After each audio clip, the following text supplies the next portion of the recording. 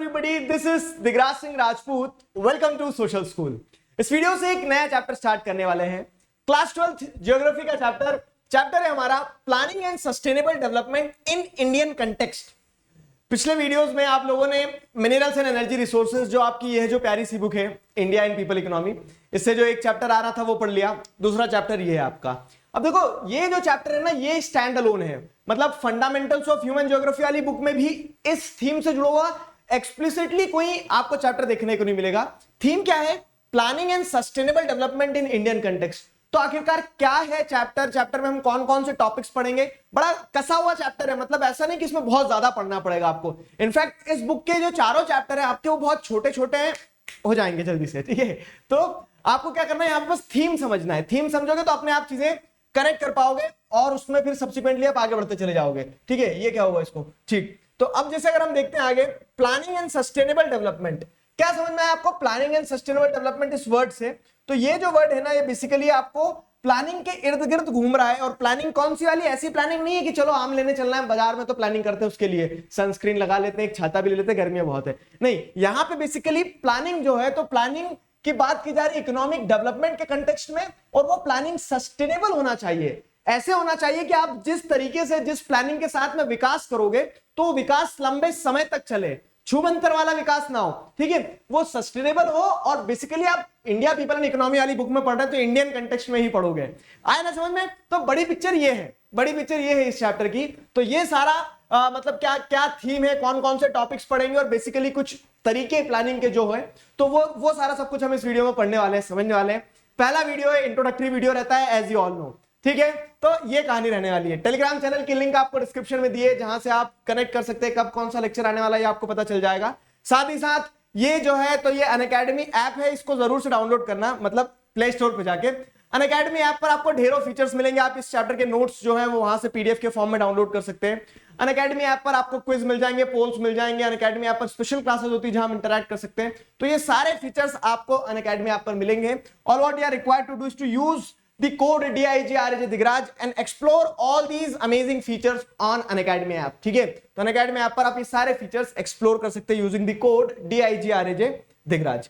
समझ में आया यहां तक? चलो आगे बढ़ते हैं. अब आगे कहानी क्या है? आगे कहानी ये है कि प्लानिंग दो शब्द से बना हुआ है चैप्टर. देखो, जैसे आपने मिनरल्स एंड एनर्जी रिसोर्सेज पढ़ा था, तो वहां पे आपने क्या देखा था? मिनरल्स का आपने एक पार्ट देखा, एनर्जी रिसोर्सेज का आपने दूसरा पार्ट देखा. यहां पे क्या कहानी है? Planning and sustainable development. तो ये जो वर्ड है ना प्लानिंग, ये नॉर्मली हम हर कंटेक्स्ट में इस्तेमाल करते हैं. मतलब कि चलो प्लानिंग करते हैं, पिकनिक पे चलना है. ठीक है, हम क्या करते हैं, एक फॉरेन ट्रिप बनाते हैं, उसकी प्लानिंग करते हैं. तो इस तरह से प्लानिंग वर्ड जो अपने आप में क्या है, प्लानिंग वर्ड किसके इर्द गिर्द घूमता है? प्लानिंग वर्ड इर्द गिर्द घूमता है स्ट्रेटेजीज के इर्द गिर्द. ठीक है, वो ये देखता है कि आप क्या कोर्स अडॉप्ट करने वाले हैं, किस तरह से आप आगे बढ़ने वाले हैं, वो प्लानिंग शब्द होता है. अब वो प्लानिंग इंडियन कंटेक्स्ट में बात करें, मतलब वो जो थीम रहेगी ना चैप्टर की, तो इंडिया में इकोनॉमिक डेवलपमेंट के लिए क्या प्लानिंग की जाती है.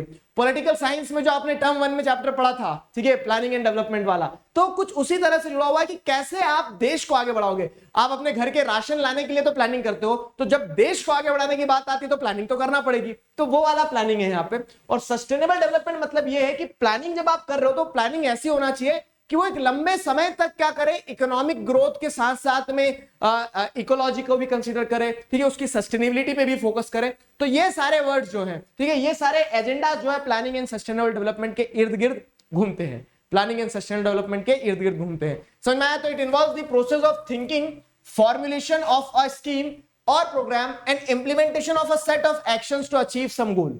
समझ में आया क्या है? तो it involves the process of thinking, formulation of a scheme और programme and implementation of set of actions to achieve some goals. ये प्लानिंग होता है. और हम जो पढ़ेंगे तो planning with reference to the process of economic development, इस कंटेक्स्ट में हम प्लानिंग को पढ़ने वाले हैं, समझने वाले हैं.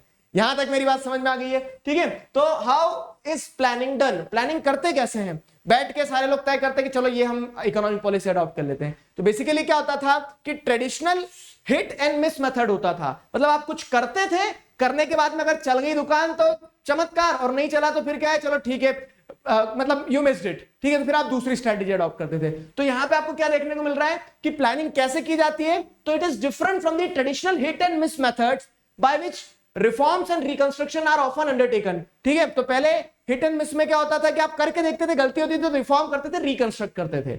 लेकिन आज जो प्लानिंग आपको देखने को मिलता है तो वहां पे क्या आता है प्रॉपर, जैसे आप देखते हैं बहुत सारे स्कूल ऑफ प्लानिंग होते हैं, जैसे नीति आयोग का यहाँ पे जिक्र आया आपकी बुक में। ठीक है, 1 जनवरी 2015 से नीति आयोग जो है कंट्री में सेंट्रलाइज्ड प्लानिंग का काम करता है। ठीक है, प्लानिंग कमीशन को रिप्लेस कर दिया है। ये सारा सब कुछ आपने पॉलिटिकल साइंस में पढ़ा है। अच्छा, एक चीज बताना मुझे कमेंट सेक्शन में, जेन्युइनली बताना, इज इट इंटरेस्टिंग और नॉट, कि आप जो यहाँ पे ह्यूमैनिटीज के साथ में पता ये एक वो रहती है कि आप मल्टी डिसिप्लिनरी अप्रोच के साथ पढ़ सकते हो। मतलब आप जैसे मैथ्स में आपने जो पढ़ा वो हिंदी में कहीं नहीं लागू होगा।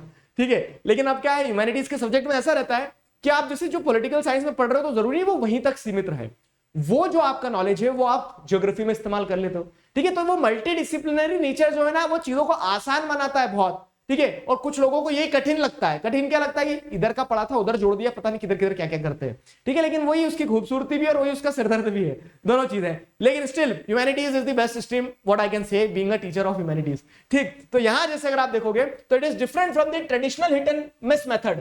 आगे समझ में, यहां जो प्लानिंग है वो traditional hit and miss method से डिफरेंट कैसे है, क्योंकि आज आप देख रहे हो तो आप एक सिस्टमैटिक तरीके से प्लानिंग को लेकर चलते हो। ठीक है, तो there are 2 approaches to planning.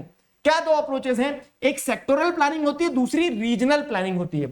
Sectoral planning क्या है, रीजनल प्लानिंग क्या है, इस पे हम फोकस करें। तो सेक्टोरल प्लानिंग और रीजनल प्लानिंग की अगर हम बात करें तो सेक्टोरल प्लानिंग क्या होता है समझो, और रीजनल प्लानिंग क्या होता है ये भी समझो। सेक्टोरल प्लानिंग बेसिकली डिपेंडेंट होता है किस चीज पे, कि आप सेक्टर स्पेसिफिक फोकस दे रहे हैं।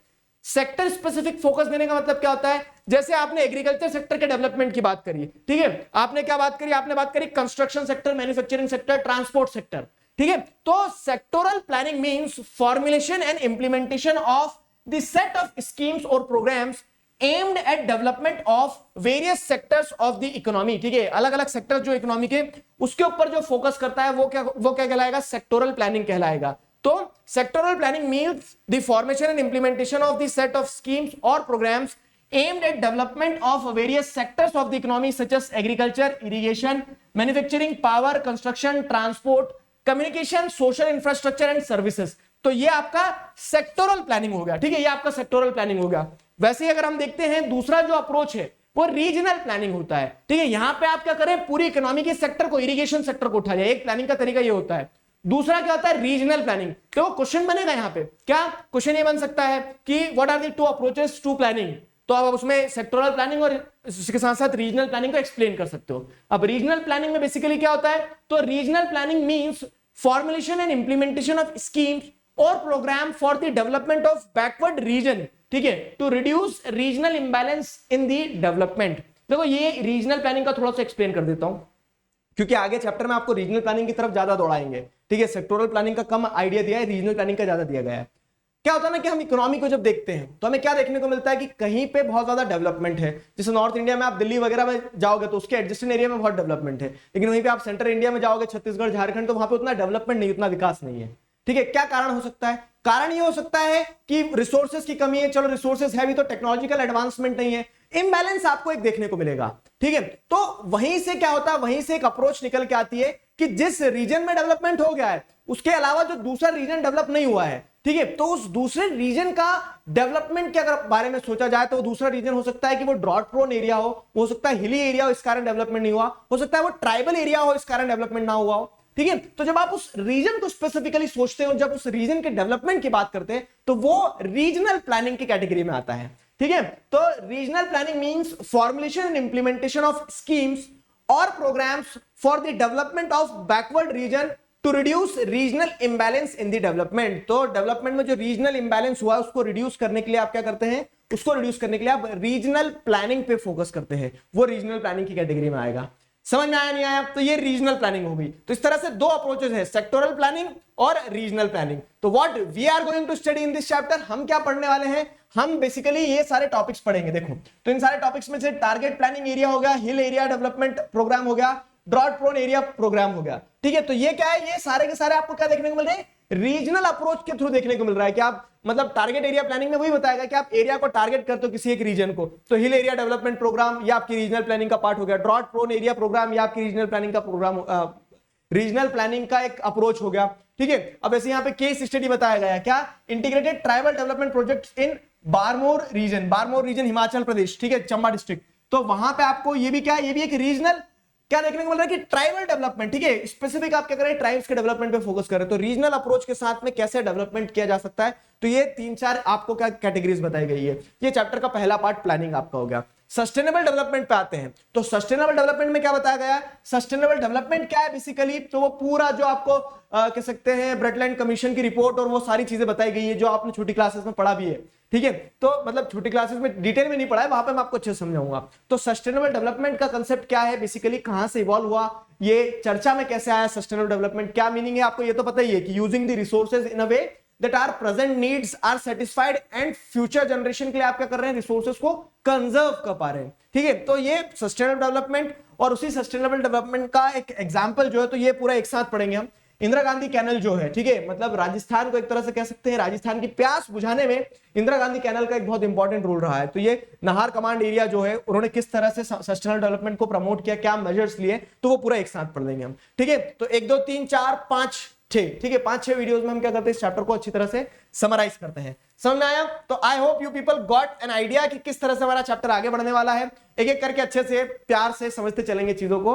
तब तक इस वीडियो को आपने देख लिया तो एनसीईआरटी जरूर रीड कर लेना, कंसेप्ट्स को एक बार ग्रास्प कर लेना।